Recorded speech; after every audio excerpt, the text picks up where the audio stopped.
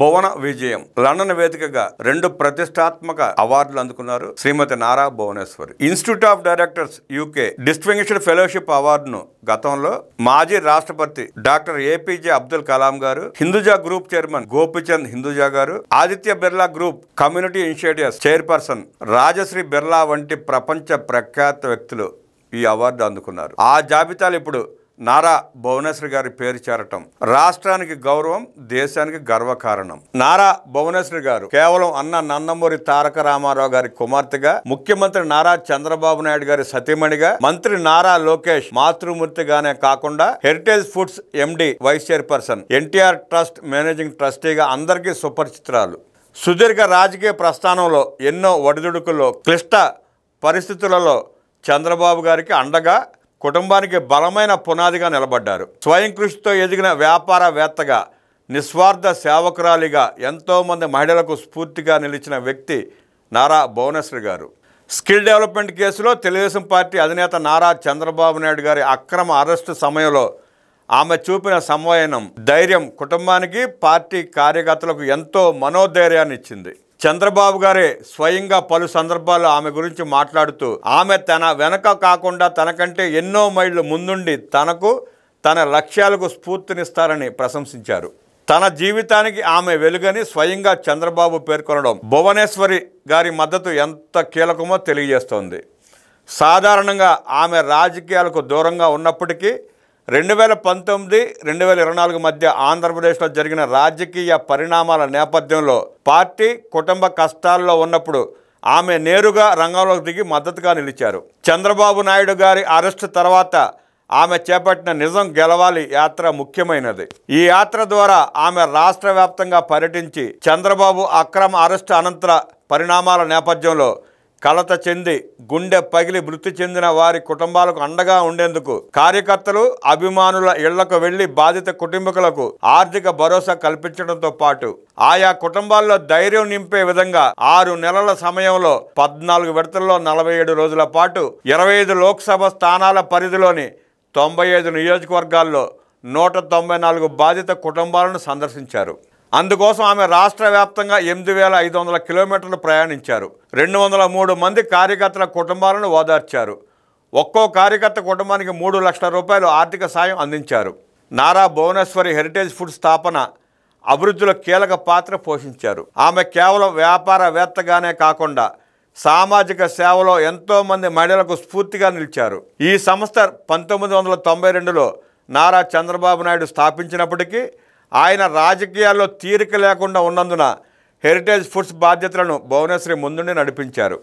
ఆమె company managing డైరెక్టర్గా సుదీర్ఘకాలంగా పనిచేస్తున్నారు.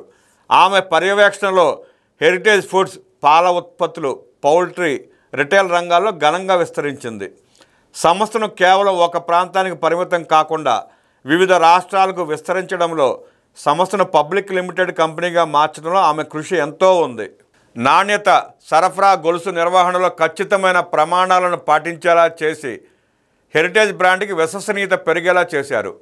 వ్యాపార రంగంలో మహిళలు అడుగు పెట్టడమే ఒక పెద్ద సవాల్. అటువంటి పరిస్థితుల్లో నారా భువనేశ్వరి ఎన్నో సవాళ్లు ఎదుర్కొన్నారు.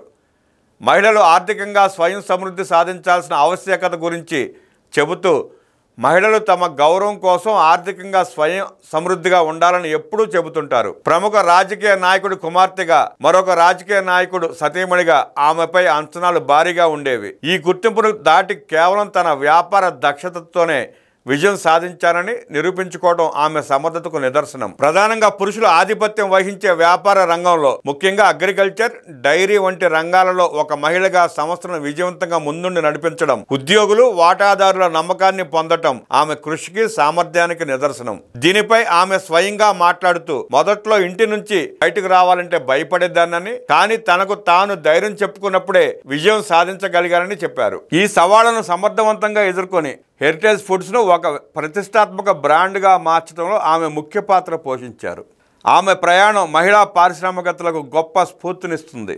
వ్యాపార రంగంలోనే కాదు, సామాజిక సేవా రంగంలో కూడా ఆమె గొప్ప మనసు చాటుకున్నారు. ఎన్టీఆర్ మెమోరియల్ ట్రస్ట్ ద్వారా ఆమె విస్తృతంగా సేవా కార్యక్రమాలు చేస్తున్నారు. రాజకీయాలకు దూరంగా ఉంటూ కేవలం మానవ సేవయే మాధవ సేవ అనే నినాదంతో ఆమె చేస్తున్న కృషి అనేక మందికి ఆదర్శంగా నిలుస్తోంది.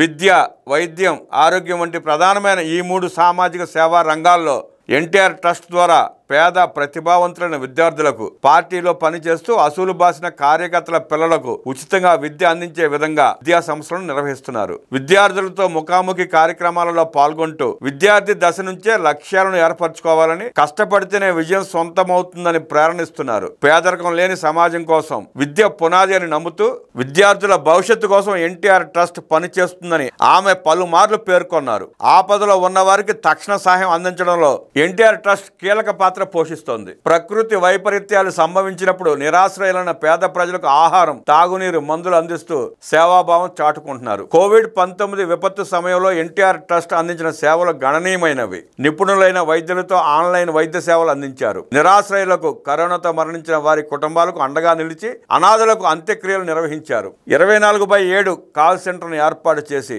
అత్యవసర సమయంలో ప్రజలకు భరోసా ఇవ్వడం, అవసరమైన వారికి ఉచితంగా వైద్యం, మందులు, ఆక్సిజన్ సిలిండర్లు ఏర్పాటు చేసి దాతృత్వాన్ని చాటుకున్నారు.